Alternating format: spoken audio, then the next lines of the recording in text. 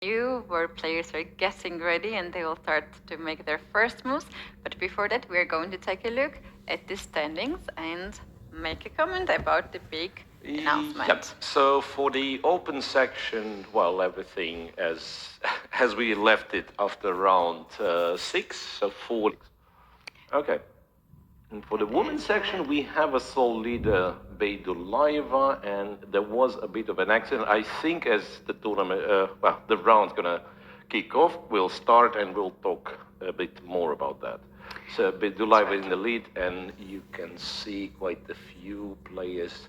I think 2 Kazakh girls are playing each other, Kamalidenova and Serik Bay, and also on board 3, I guess it's a player from Kazakhstan. Okay. That's right. Talking about the announcement, FIDE has announced after round 6 that an unfortunate incident occurred towards the end of the 6th round of the Girls' Junior Chess Championship in Sardinia. During a routine check, one of the players, Priyanka Nutaki from India, was found to have a pair of earbuds in her pocket of the jacket. While there is no indication of foul play on her part, earbuds are strictly forbidden at the playing hall. Carrying these devices during a game is a violation of fair play policies, and there is a penalized with the loss of the game and expulsion from the tournament. The point scored by Nutaki, and we can make a comment about that. We were watching at a game where she won against Beydullayeva, yes. Beydullayeva, who now we can see on the screen. This paint was given back to Beydullayeva, and that makes her the sole leader of the girls section. After that round, the Indian delegation filed an appeal, but the appeals committee reconfirmed the decision. So that's the final decision. The point was given back to the Beydullayeva, and the Indian player, Priyanka Nutaki, is now out of the tournament. Yeah, it's a really unfortunate accident, but yeah, we've got 7th round on the way anyway, and the game's starting, so let's concentrate on what happens today, right? So that was, of course, not very pleasant thing to happen, but it's already happened. Okay, so yeah, players somewhat late to arrive to this game. As I can see on the first board in the girls section, Salimova was a little bit late, but I guess it has to do with more strict anti-cheating or whatever fair play checks which occurred today. I've personally seen quite a queue of players trying to enter the playing hall just a couple of minutes before the start. Right, and we see already Salimova getting ready for the game just in the pieces. And I agree with that. There was one day when I was at the playing venue and I was coming back at the commentary room and I saw a big line of the players, because probably everybody goes at the last second for play check, and all the players are checked with the metal detector by the arbiters before the game, and also some of the players are also randomly checked after the game. So that was the reason how they found the air plugs by the random check-in. All right. So, with 4 more rounds to go, we can still, one of the last rounds gonna start soon. So, as you mentioned, if you want to score the points, it's the best time to do it now. Shall we take a look more deeply what's going on in the first board of the girls section? Well, so far nothing shocking.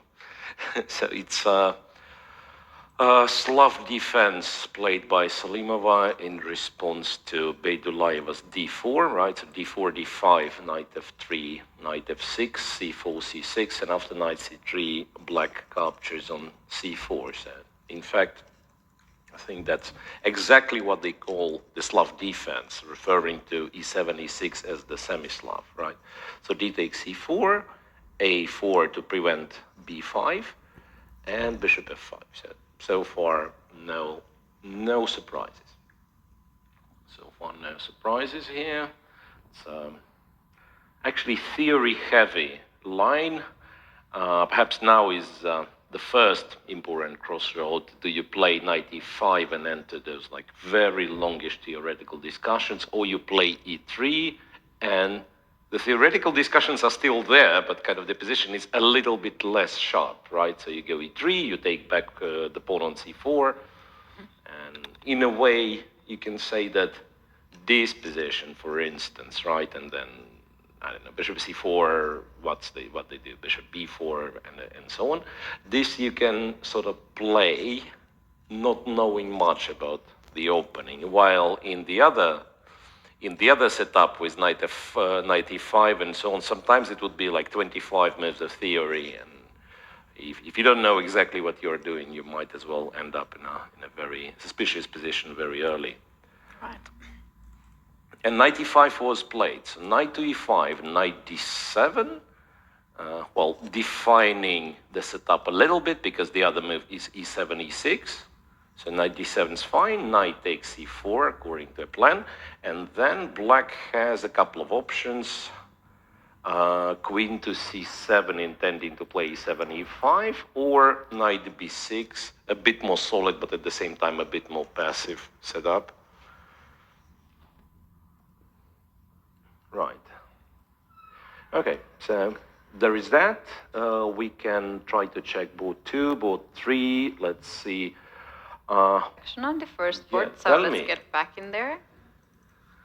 Tell me, on board 1, in the girls section, they do play this theoretical line. Let's see. So, last update was knight to d7 and knight takes c4. So Salimov went for queen c7, g3, e5. Takes over there, bishop f4, knight d7. That's all sort of theoretical. Bishop to g2. And this line, once again, it's what, move 11. It goes back to Alexander Alekhine times, when they, back then in 1920s, 1930s, they were playing f7, f6. And then this move g5, which now is considered to be main line. Not sure if it was invented, but it was played for the first time on a higher level by none else but Alexander Morozevich. Okay, obviously a player of very sharp, flamboyant style, you know, who contributed a lot to a theory of those like sharp, seemingly offbeat lines that later on became sort of mainstream. Bishop g5 starts to be very forcing. White has two options here: to take on e5, go queen d4, or as in the game, to go knight e3. Yeah, I used to play this opening myself with white pieces. I would never understood a thing because it was really complicated, and it was going down in the line when it was like equal position. And yeah, I don't know, it was just not my taste to play this kind of... Yeah, it's actually very, very confusing for white, I agree, because you start like, if you just look at the position, you think, okay, I mean, I have a very nice piece on f5, and then black castles into some sort of an attack, so how on earth am I not better here? And turns out, yeah, black's dynamic possibilities are actually quite rich. So I've solved this issue for myself easily by not entering this position like on move 5. That's what you have to do, just right? Like not giving this pawn away and going e3. On move 3, I think. Or something, move 3 or move 4. Yeah. Just go e3, protect your pawns, right? No, but in all seriousness, I believe there were kind of ups and downs for this line for black. So there have been some findings that, let's say, okay, this way white can apply some pressure, then black later on would find an antidote, and honestly, I do not know what's the current state of the theory. Yeah, it has been really long time since I have seen this played in the game, because very often, because of nowadays we have this computer and engine help, some of these finds are just not working anymore. And then after some time, engine changed the mind, and then it made it work again. So that's very interesting to see this game back in the fashion. Okay, perhaps. So rook 8 to d1 and rook e8 played by Salimova. Interestingly, refusing to trade the rooks.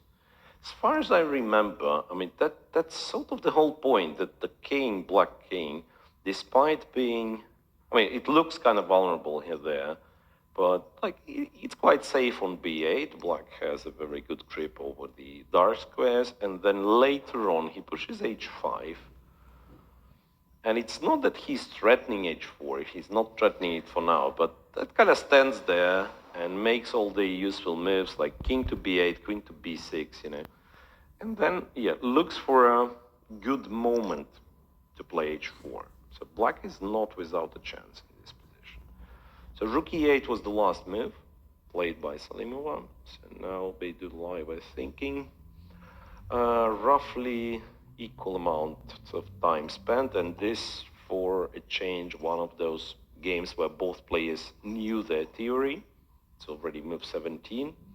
However, the position is so hard that you can still spend a lot of time, and you can go into time trouble by, say, move 25. Yeah, position is very complex. What I've also seen from the players who are coming here at the studio, they are so well prepared, and also those players who are interviewed after the game, many of them are pointing out that it was their preparation up to very middle of the game, and it seems like to me that most of the players are so prepared here. They are, having probably some training sessions before this kind of big events, because if it goes bad, it can go really wrong for it, because 11 rounds, all the players are champions of their countries, so you better be well prepared for it, right? Yeah, that's correct. And also that's nowadays sort of sad reality of modern chess, and as an old guy, I'm allowed to say so. So back in our days, right? I mean, the famous quote. Back in our days. No, I seriously, I remember, like, what would it be to find an opening idea? I mean, you find some move on move, I don't know, 7, 8. You look a bit.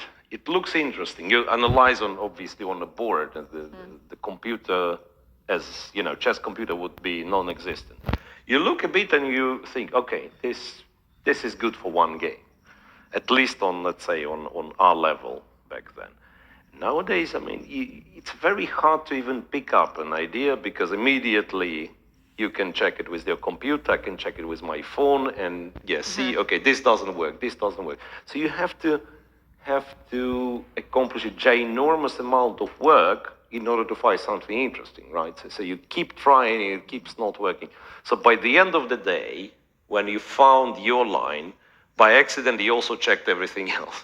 Right. So that's why, and you have to have good memory, and obviously these young guys, quite a lot of them have, and then, like move 23, I don't remember, he says, right?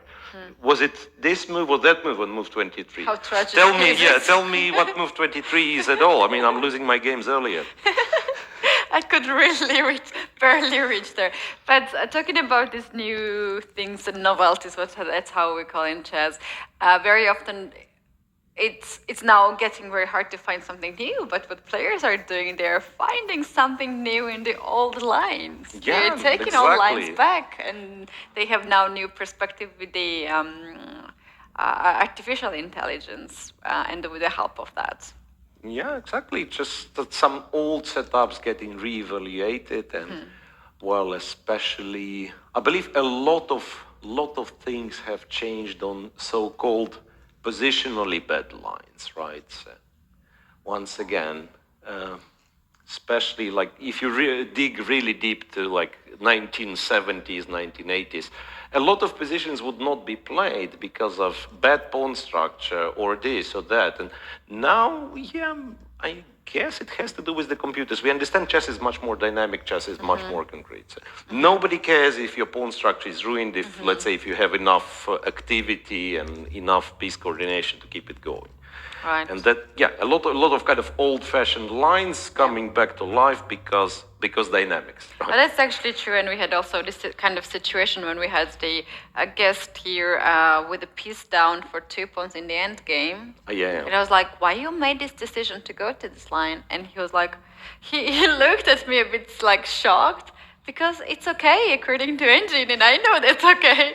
And I was like, okay, right.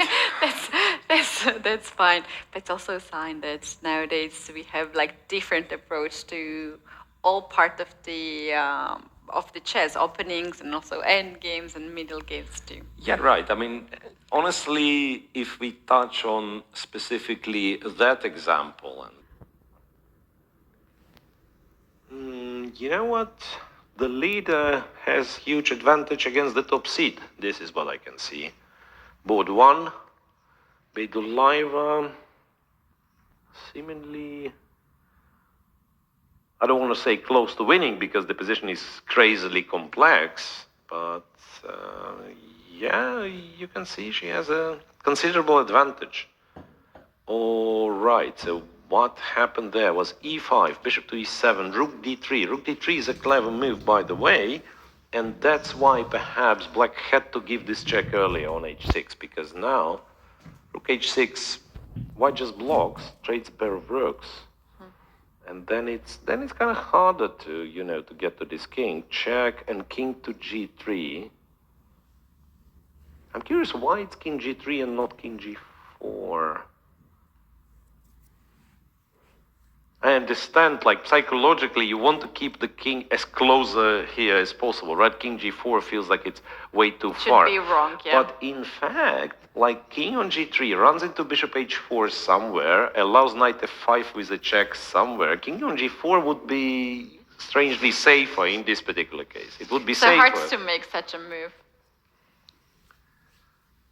Strangely, king g4 would have been... Yeah, okay, so she went here, queen to d8.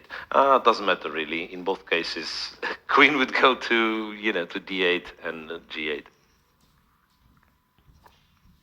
Also very tense.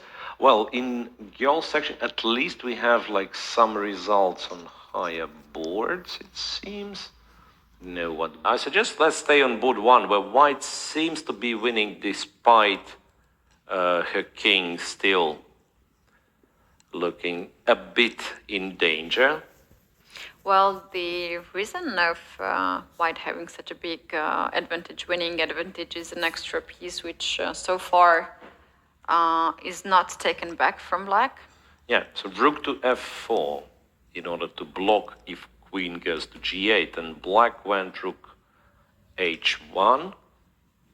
Perhaps relying on some tactics, which is takes over here, right?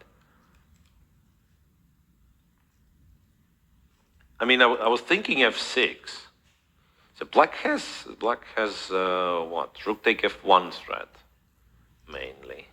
So f6 is tempting, but f6 runs into rook takes f1, and I cannot calculate it at all. Like if you take e7, it's a stupid check on e2, and then king gets to h2, and what's that? Who knows? Maybe black just captures on e7. Let's see. We know that white is winning, right? Yeah. Because of the engine. But they don't know that but we players know that the engine do not knows know. it's Yeah, winning. and the position is crazy enough to go wrong. Yeah. Okay.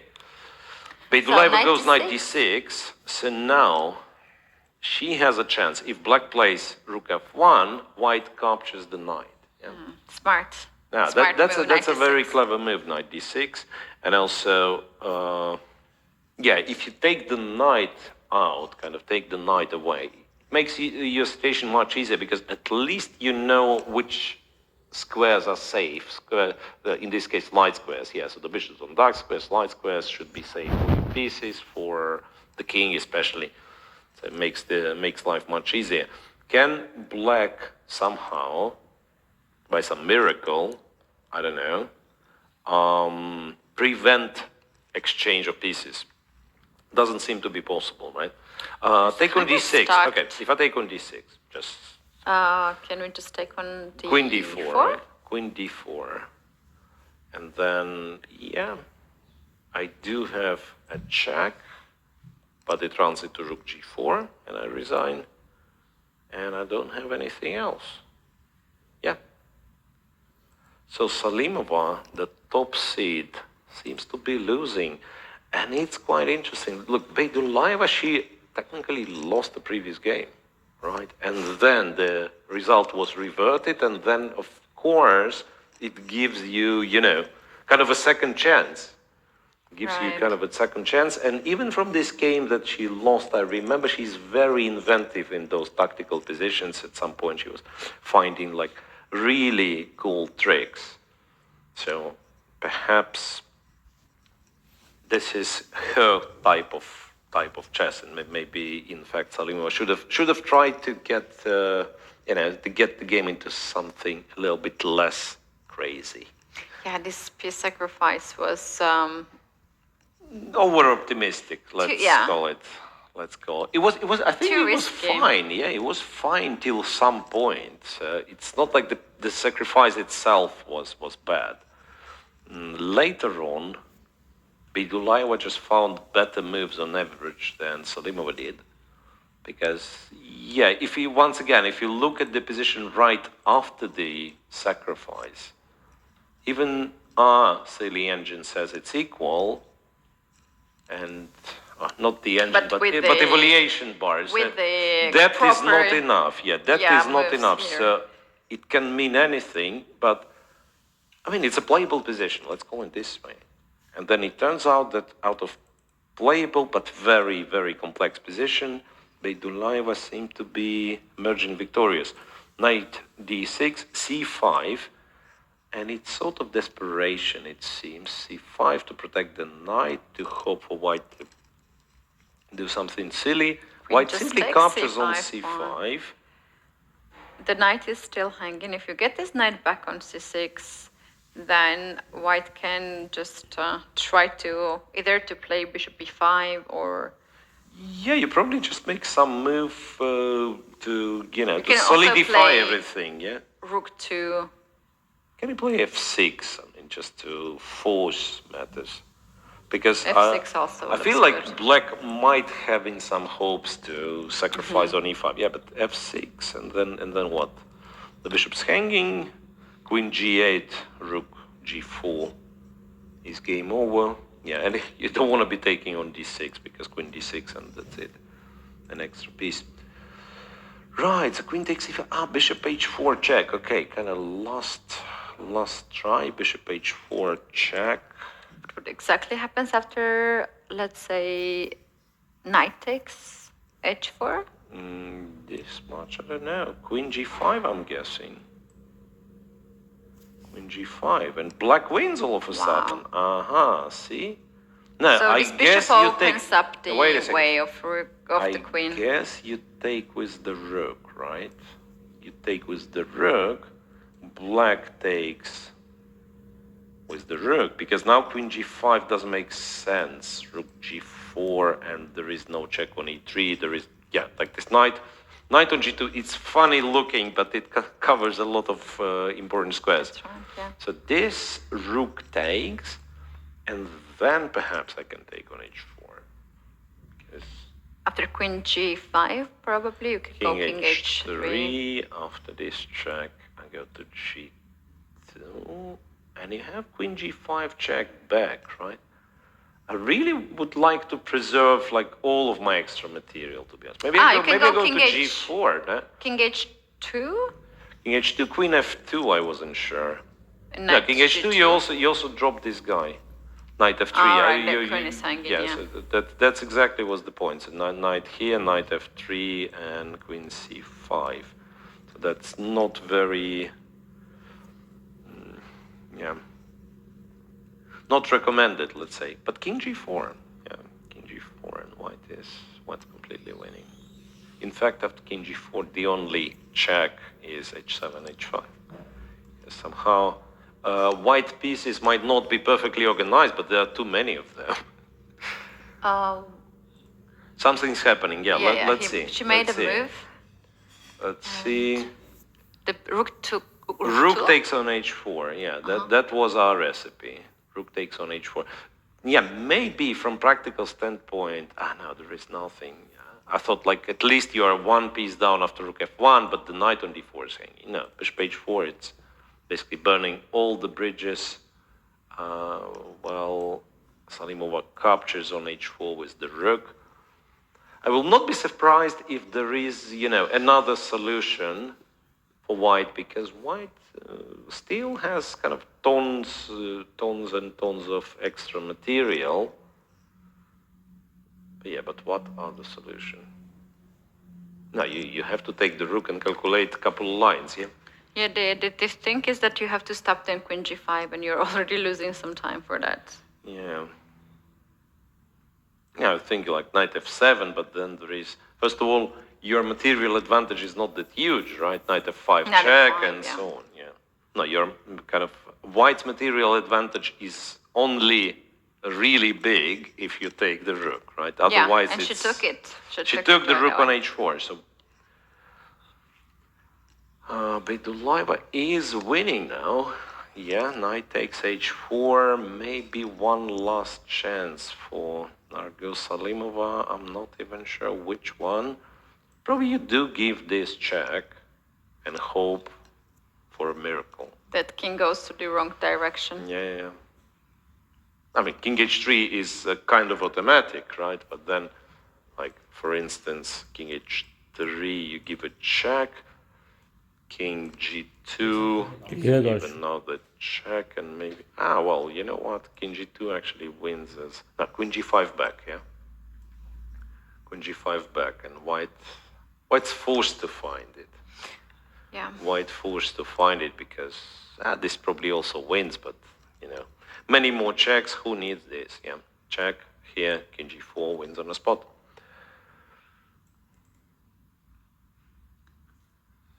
Oh, she's going to... Queen g5 check. Yes, here... Which move is this? 38. King f2. She plays king f2. Okay. So a bluff worked quite a bit.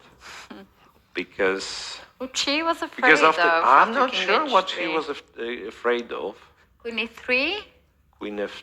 And king g4 is something that it's not easy to make at all. Okay, but you can go back, no?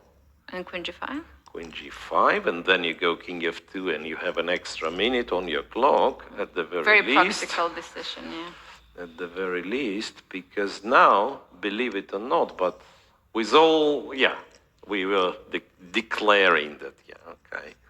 White is winning, and so on and so on. Oh, how about queen d2 here? Queen d2? I was thinking this, I'm guessing. I mean, first of all, can you really go back? This might be winning. Queen e3? Queen e3, king h1. King h1. And, they are diagonals guarded, this is guarded. If anything, you should try queen g5, but knight g2 just works. Yeah, knight f3, I have this move. No, but there is some perpetual for black now. Queen f4 has been played, king Queen e1. f4, king e1. Come on. Now, black actually wins quite a lot of material back. But where's the perpetual? I mean, it's crazy. The game is still crazy. And it's possible to blunder, in fact, for white as well. Like queen h4, king d1, queen g4. You're actually forced to go to e1 because otherwise you lose the queen to knight b3 check. No, I mean, I don't like it. Maybe someone is not losing. Maybe she's winning. Can you imagine? Yeah, I mean, it's quite easy to blunder. I believe at some point white's position was, in computer terms, in this number of pawns evaluation, was like +10, +15, and then imagine losing this. Queen h4 is on the board, king To d1, because King d1 is automatic, yes, and then black can give this check. Oh wow! And you are forced to play. You can king go e1 here. now. You are forced to go back. So black already has kind of a draw secured, and probably doesn't have more to be perfectly fair because it's still an extra piece for white. And queen c8, queen b7 is a threat. So. Wow, this game the chances has been gone from white's perspective because of the low time on the clock. Yes, of course. And regrettably, they reached the time control. So now, I mean, regrettably, for us spectators watching this exciting game, they've reached the time controls, and now they will both figure out what has happened, and the game, I believe, will eventually be drawn. Queen to g4, right, and it's just a perpetual check. Okay, a lot of drama, but... Yeah, but really nice ending for both players. Yeah. They're still gonna have the chances, both of them. Fortune favors the brave, they say, right? Not the fortune, perhaps, yeah. Luck, in this case. Black was the side who was pushing limits, right? Sacrificing pieces here and there. Was lost at some point, but her opponent couldn't find all the precise moves in defense. Boot 2. Okay, so welcome back. It's round 7. Well, players reached the time control, so we can, breathe out. Some of the games finished, some of them are still going, but slowed down a little bit, and that's my pleasure to introduce, for the time being, the sole leader of girls' tournament, right? I don't know if someone catch up with you if they win.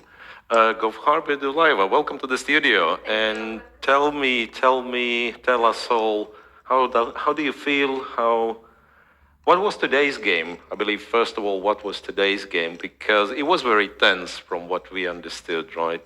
Probably you were winning at some point. I don't know if you felt so. Right, so just quickly, once again, if we start analyzing such a sharp game, it will go till tomorrow, right? So just quickly, if you tell me, I'd say, yeah. I actually prepared not to this opening. I prepared just small, not too much, but I prepared for other opening for too many hours. So she's not, sorry to interrupt, she's not playing Slav all the time, right? Yeah. So you had to prepare. She plays semi-Slav mainly, but she plays Slavs. She had one game, and I prepared this game. So we played till, I think,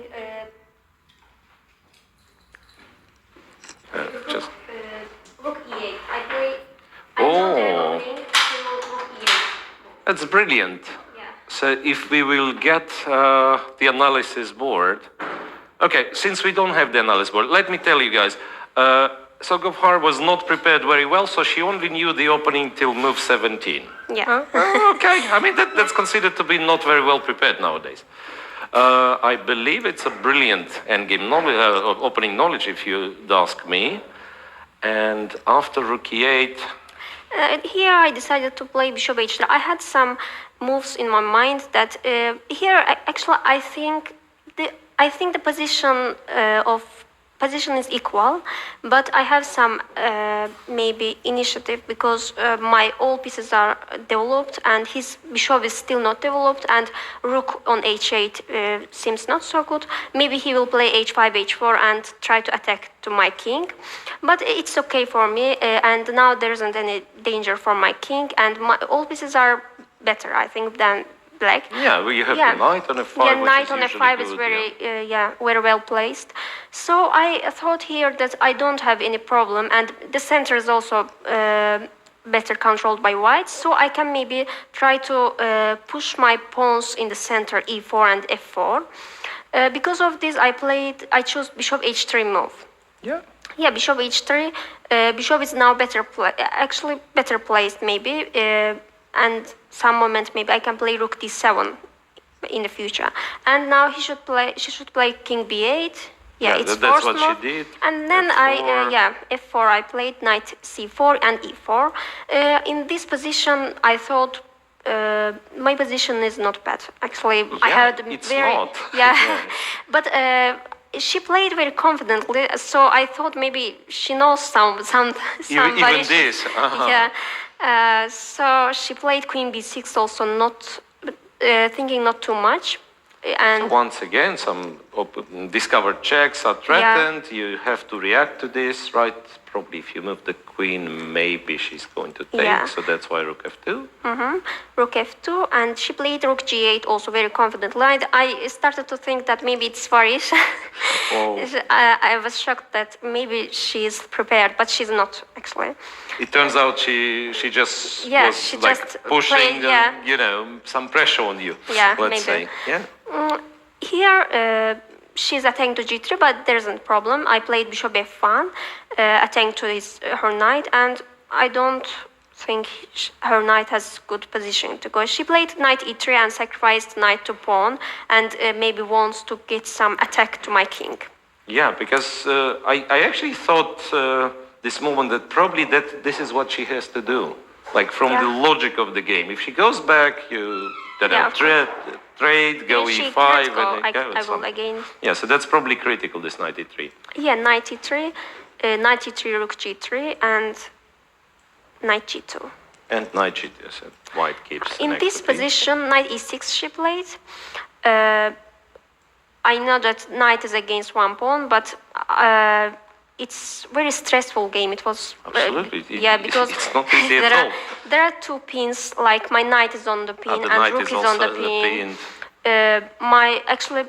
My king's position is a little bit dangerous. I had actually pieces. Oops, sorry, I misclicked. I'll return to this position. I had in three just pieces. A second. Yeah. 3 pieces protecting the king, right? Yeah, protecting the king, but she's pressuring, okay. like, yeah. Oops. That one. Yeah. Sure. Now she had some threats like bishop c5, rook eg8, and maybe knight f4 kind of threats she has. So I played king h2. Right. I mean, she has knight Yeah, f4 knight f4 now. immediately, Yeah. in fact, because of 2 pins. So that's why king h2 first. Yeah, rook g6. Now she wants maybe rook h6 check, and she had also bishop c5. So I lost too much time here, thinking all the moves that she can sacrifice something or she can't. So I played e5. I decided to play e5 and just bring my knight to the game to e4 and get some space. And knight e4 also bring knight to protect my king. defend, Yeah, defend my king. Well, did you feel like she had some chances to say play better moves that she did in the game? No, I Not don't really. know. So this was fine because I'm not sure. We did not check with the computer here in the studio, so we know this position is sort of acceptable for black. In a few moves, you'd be sorry, but you will be completely winning. Let me tell you, right? So apparently she did something wrong. Yeah, bishop c5. I thought about bishop c5, but I will play knight e4 in that move. So to try to get some material back, right? Yeah, And but not take maybe. not to take. Because if she will take, I just take with queen, and I had some initiative. I think. Yeah, king is safe, and yeah, king is safe, and she hasn't got bishop. So she should bring his maybe bishop to d4. I don't know. Knight bishop e4. c5, this, and keep the bishop. Maybe bishop somehow. e3. I don't know. Rook h6 check, king g1, and I thought these kind of moves.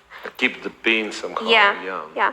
But she played bishop e7. I think I didn't expect that move. She wants to play rook dg8, rook eg8, and rook h6 check. Then knight f4, of course. Then I decided to play rook d3 and prevent his rook h6 move. If she will play rook h6, rook h3, and just try to exchange more pieces. I tried to exchange more pieces. This rook d3. Yeah, we found out that rook d3 looks very clever, in fact. Yeah. Rook g8 she played. Rook g8, knight e4, and this is somewhere where you probably get control and you're winning. But she continued pushing, right? Yeah. Rook h6, rook h.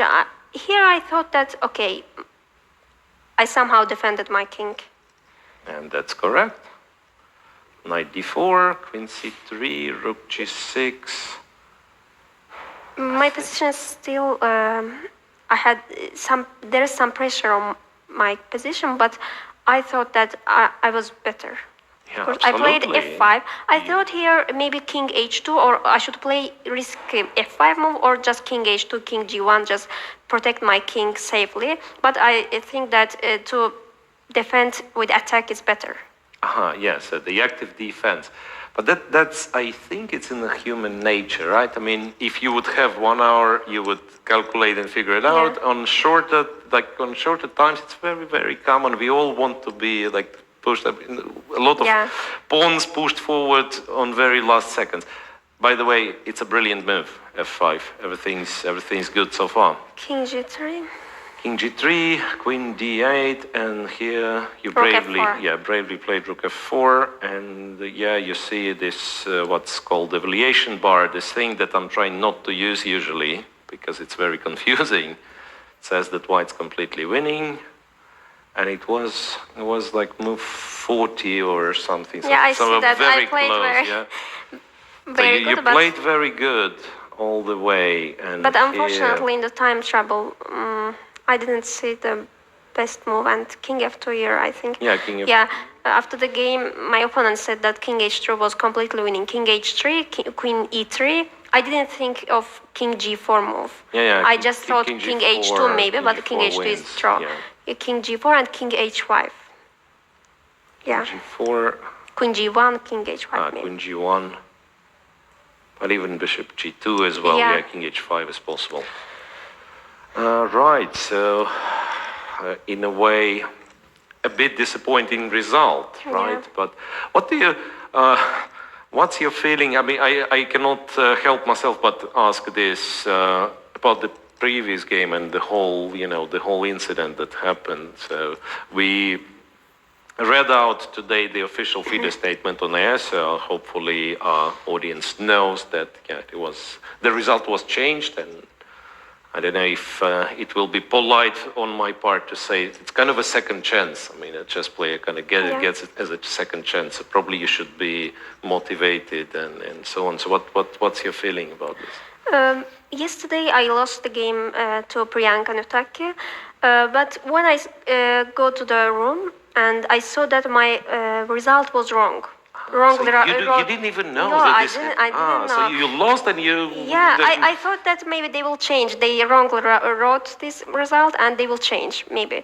And then I saw the pairings are out and I'm playing with and you're on board one. Yeah, I won. And I wrote to the organizer, and she said that it was decided by it was a decision made by the chief fair play, arbiter. Fair play commission and so on. I didn't know, and next day I saw in the news that my opponent there was found earbuds in jacket pocket. The device. I believe viewers know the story. If you don't know, guys, then you can always read it up on. There is a FIDE official statement on this, right? Official FIDE statement on this. But I'm so surprised that you were like unaware of it. Yeah, right? I didn't know. That's. So the rules are rules. Of course, everyone shouldn't.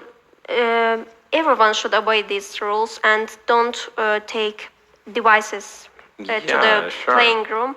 But yes, she played very well with me, and I hope this accident will not affect his chess career, and I wish good luck to her.